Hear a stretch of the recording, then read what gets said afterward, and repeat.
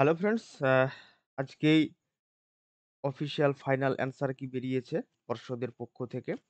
তো আমরা যে আগে অ্যান্সার কি দিয়েছিলাম তাতে বেশ কিছু চেঞ্জ হয়নি, মাত্র দুটো চেঞ্জ হয়ে গেছে। তো কোন কোন দুটো চেঞ্জ হয়েছে সেগুলো আমরা আলোচনা করব। যারা ভিডিওটি আগে নতুন করে দেখছেন তাদের জন্য একবার বলে দিই, ফ্রেশ ভাবে সবগুলো একটু করে বলে দিই কোনটা কোনটা ঠিক হচ্ছে। অনেকে এখনো হয়তো মিলাতে পারেনি, আমরা অনেক পরিশ্রম করে মেলালাম। তো কোনটা কোনটা সঠিক উত্তর একটু দেখে নিন, তাহলে বুঝতে পারবেন, মেলানোর থেকে তাড়াতাড়ি হবে। তো ১ম প্রশ্ন যেটা, আমি আসলে ডি সিরিজ মেলাচ্ছি। ডি সিরিজ যাদের আছে তাদের মিলতে খুব সুবিধা হবে। ১ম প্রশ্ন ছিল, নিম্নলিখিত ভূমিরূপগুলির মধ্যে কোনটি ভাঁজের ফলে গঠিত? এটা হচ্ছে অপশন ডি সঠিক উত্তর নিয়েছে উত্তরবঙ্গ শৈলশিরা। ২ নম্বর, সর্বশেষ গণনা অনুসারে কোন রাজ্যে লিঙ্গানুপাতের দিক থেকে সর্বশ্রেষ্ঠ ভারতবর্ষে স্থান অর্জন করেছে? সেটা হচ্ছে কেরালা। অপশন ডি সঠিক উত্তর কেরালা নিয়েছে। ৩ নম্বর প্রশ্ন, নিম্নলিখিত সমুদ্র স্রোতের মধ্যে কোনটি শীতল সমুদ্র স্রোত? অপশন নিয়েছে অপশন বি হামবোল্ট স্রোত। ৪ নম্বর প্রশ্ন, কোন ভূগোলবিদ পৃথিবীকে স্বাভাবিক অঞ্চলে বিভক্ত করেছেন? এটি অপশন উত্তর নিয়েছে অপশন এ অধ্যাপক হারবার্টসন। ৫ নম্বর প্রশ্ন, কোন প্রকার স্কেলের দ্বারা সূক্ষ্মতম পরিমাপ করা সম্ভব? এখানে অপশন নিয়েছে অপশন ডি ভার্নিয়ার স্কেল। আর ৬ নম্বর, নিম্নলিখিতের মধ্যে কোনটি প্রচলিত শক্তি নয়? এখানে সঠিক উত্তর অপশন বি সৌরশক্তি। ৭ নম্বর, পৃথিবীর ভূত্বকের উপরে অংশ মূলত গঠিত হয়েছে কোন দুটি খনিজ মৌলের দ্বারা? এখানে option A option D silica ও অ্যালুমিনিয়াম। ৭ নম্বর, তৈগা বায়োমে এই বৃক্ষ দেখা যায়। এখানে সঠিক উত্তর অপশন নিয়েছে আ অপশন এ স্প্রুস। পরের প্রশ্ন ৯ নম্বর, উত্তর-পশ্চিম আটলান্টিক উপকূলে অবস্থিত একটি প্রধান মৎস্য বন্দর হলো অপশন এ আ পোর্টল্যান্ড। এটাই সঠিক উত্তর হিসেবে পর্ষদ বিবেচনা করেছে। ১০ নম্বর, বহির্মুখী প্রব্রজন হলো উৎস অঞ্চলের নিম্নলিখিতর প্রভাব দেখা যায় না। এখানে অপশন নিয়েছে অপশন সি তীব্র বেকার সমস্যা দেখা যায় এটা।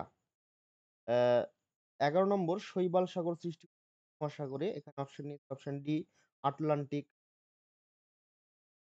আ থার্মোক্লাইন হলো এমন একটি স্তর যেখানে অপশন সি উত্তর গভীরতার সাথে উষ্ণতার দ্রুত পরিবর্তন হয়। অর্থাৎ ১২ নম্বরের সি। ১৩ নম্বর প্রশ্নের, নিম্নলিখিত শিলাগুলির মধ্যে কোনটির কাঠিন্যের মাত্রা সর্বাধিক? এখানে অপশন সি কোয়ার্টজাইট সঠিক উত্তর হিসাবে পর্ষদ বিবেচনা করেছে। এইখানে ১৪ নম্বর প্রশ্ন যেটা, সেইটা আমরা ১ম উত্তর করেছিলাম যেটা তাপবিদ্যুৎ উৎপাদন জলবিদ্যুৎ উৎপাদনের চেয়ে বেশি উপস্থাপনযোগ্য কেন? এখানে আমরা আ সি উত্তর করেছিলাম কিন্তু এটা পর্ষদ নেয়নি। পর্ষদ সি উত্তর নিয়েছে। তাপবিদ্যুৎ কেন্দ্র স্থাপনের ব্যয় অপেক্ষাকৃত কম। এটা কিন্তু উত্তরে হিসাবে নিয়েছে। ১৫ নম্বর প্রশ্ন, পশ্চিমঘাট ও পূর্বঘাট পর্বত মিলিত হয়েছে এইখানে। এটা অপশন ডি নীলগিরি পাহাড়। এখানে এটা কিন্তু অপশন এ পর্ষদ রয়েছে। ১৬ নম্বর প্রশ্ন, কম বৃষ্টিযুক্ত অঞ্চলে এই মাটি গড়ে ওঠে। এখানে অপশন এ পেডোক্যাল সঠিক উত্তর। ১৭ নম্বর প্রশ্ন, স্বল্প লবণতা সাধারণত দেখা যায়। এখানে অপশন সি নদীর মোহনায়। ১৮ নম্বর প্রশ্ন, নিকবিন্দুর উদ্ভব হয় অপশন এ বহুচাক্রিক নদী উপত্যকায়। ১৯ নম্বর প্রশ্ন, উষ্ণ আর্দ্র জলবায়ুতে চুনাপাথর কোন প্রকারের রাসায়নিক আবহবিকার ঘটতে দেখা যায়? এখানে অপশন বি অঙ্গার যোজন হচ্ছে সঠিক উত্তর। ২০ নম্বর প্রশ্ন, কর্ণাটকের শিমোগা জেলায় প্রচুর পরিমাণে কোন খনিজ পদার্থ পাওয়া যায়? Option A manganese. ২১ নম্বর, মূল স্কেলের ক্ষুদ্রতম ঘরের মান ও ভার্নিয়ার বিভাগ সংখ্যার অনুপাতকে কি বলা হয়? অপশন সি ভার্নিয়ার ধ্রুবক সঠিক উত্তর। ২২ নম্বর, ভারতের ম্যানচেস্টার নামে পরিচিত শহর হচ্ছে অপশন সি আমেদাবাদ। এখানে ২৩ নম্বর, শুষ্কতা সাহায্যকারী উদ্ভিদকে বলা হয় অপশন ডি জেরোফাইট। আ ২৪ নম্বর, ভারতবর্ষে গম চাষের প্রগাঢ়তা সবচেয়ে বেশি এ রাজ্যে হলো অপশন এ পাঞ্জাব। আ ২৮ নম্বর প্রশ্ন, ভারতের এই অঞ্চলে বছরে ২ ঋতুতেই বৃষ্টিপাত হয়? এটা অপশন সি তামিলনাড়ু উপকূল।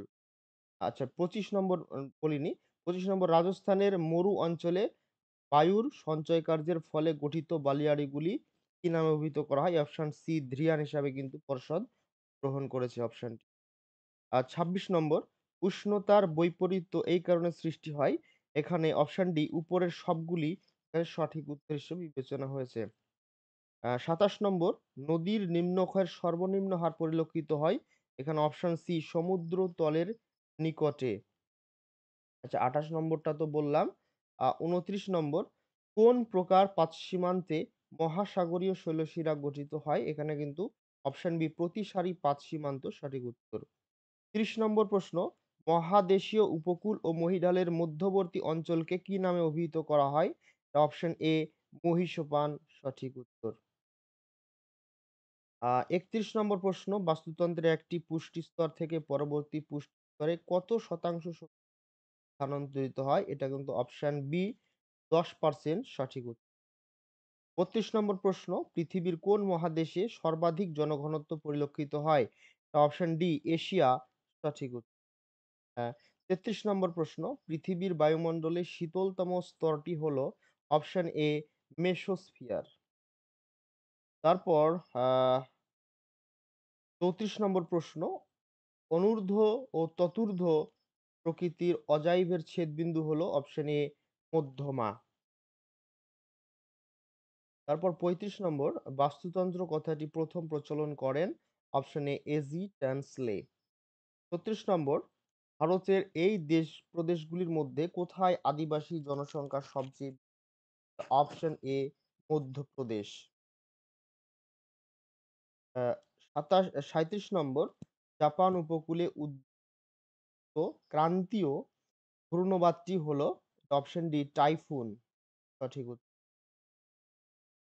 ৩৮ নম্বর সমুদ্র জলের লবণতার প্রধান উৎস হলো অপশন বি মহাদেশীয় ক্ষয়ীভূত পদার্থ। ৩৯ ঢালের উপর অবস্থিত দেয়াল হেলে পড়া কোন ধরনের পুঞ্জিত ক্ষয়ের ফলাফল?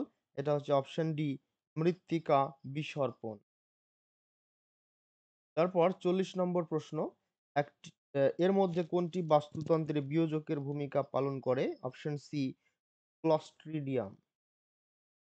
আ ৪১ নম্বর প্রশ্ন লৌহ আকরিকের মধ্যে শতকরা লোহার ভাগ সবচেয়ে বেশি কোনটিতে? Option C magnetite.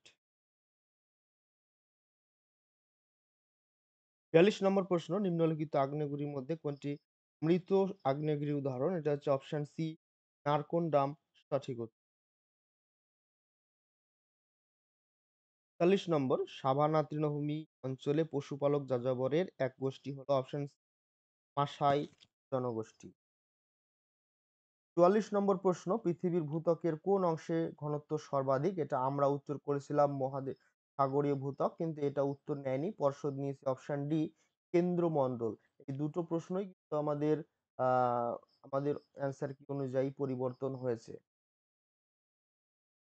৪৫ নম্বর নিম্নলিখিত দেশগুলির মধ্যে কোথায় বার্ষিক জনসংখ্যা বৃদ্ধির হার সর্বাধিক? এটা অপশন আফগানিস্তান। ৪০ নম্বর ভারত ও সোভিয়েত বিজ্ঞানীদের যৌথ প্রচেষ্টায় মনেক সঞ্চালিত হয় কোন সালে? এটা ১৯৭৯ সাল সঠিক উত্তর অপশন। ৪৭ নম্বর ভারত সরকার কোন সালে জৈবিক বৈচিত্র্য আইন প্রণয়ন করেন? অপশন সি ২০০২ সালে। ৪৮ নম্বর একটি দেশের জনঘনত্ব মানচিত্রে উপস্থাপন করার জন্য কোন প্রকার কার্টোগ্রাম সর্বাপেক্ষা উপযুক্ত হবে? এটা অপশন বি পোরোপ্লেট সঠিক উত্তর। ৪৯ নম্বর প্রশ্ন নিম্নলিখিত দেশগুলোর মধ্যে কোনটিতে নাসপাতি আকৃতির বয়ঃক্রমিক লিঙ্গানুপাত পিরামিড দেখতে পাওয়া যায়? এটা হচ্ছে অপশন ডি নরওয়ে। আহ ৫০ নম্বর ইন্দোনেশিয়ার স্থানান্তর কৃষি এর নামে পরিচিত। এটা অপশন ডি লাদাং নামে পরিচিত। ৫১ নম্বর প্রশ্ন মাটির উর্বরতা বৃদ্ধিতে এটির ভূমিকা অত্যন্ত গুরুত্বপূর্ণ। এটা হচ্ছে অপশন এ ফসফরাস।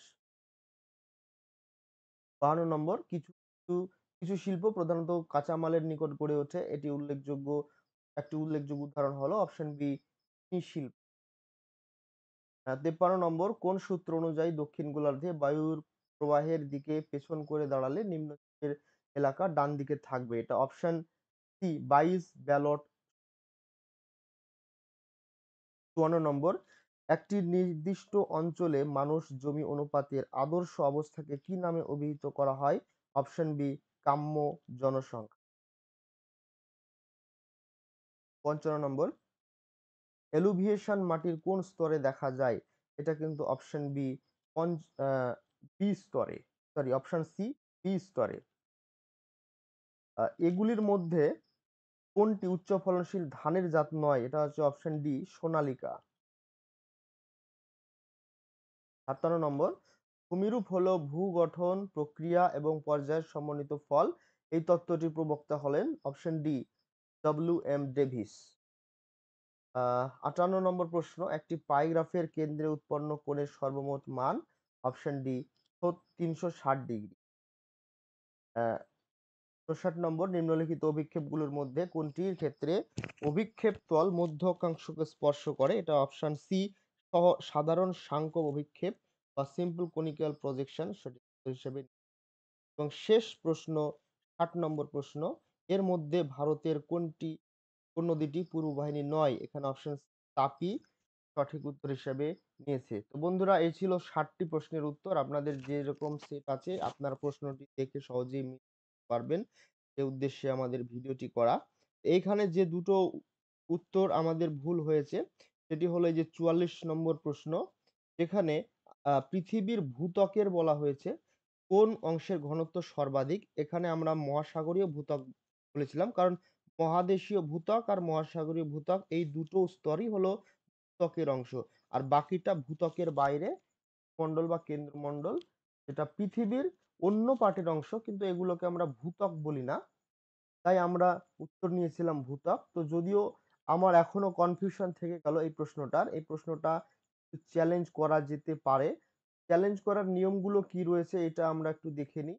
এইখানে আমাদের একটা নোটিশ আজকে প্রকাশিত হয়েছে। যে নোটিশে বলা হয়েছে যে আমরা একটু দেখে নিই।